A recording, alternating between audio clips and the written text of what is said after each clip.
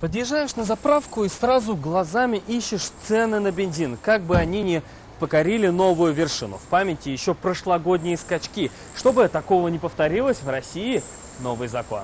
Подписал его Владимир Путин. Цены на бензин будут сдерживаться. По новому закону изменился механизм компенсации потерь нефтяным компаниям при поставках топлива на внутренний рынок. Дело в том, что экспортировать им бензин выгоднее. Мы поставляем в Европу.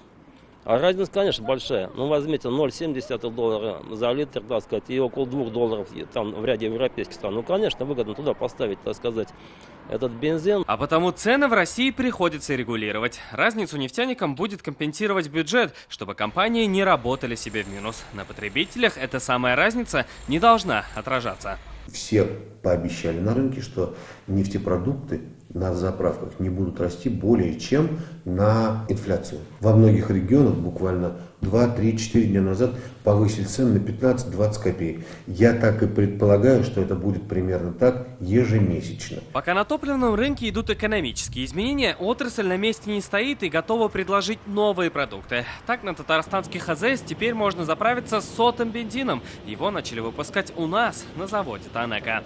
Новое топливо применяется в турбированных двигателях с требованием по октановому числу не менее 95 пунктов. При этом она позволяет в полной мере раскрыть потенциал заложенной производительности спортивных автомобилей и обеспечить стабильную работу двигателей в самых экстремальных режимах эксплуатации. Автолюбителям дополнительный выбор только в плюс. Главное, как они говорят, чтобы цены не скакали. Ну, рост есть, но он вот для меня не сильно существенный. То есть выбора нет, ездить нужно. И все равно будет дорогая же, понятно. Вот, а что сделаешь?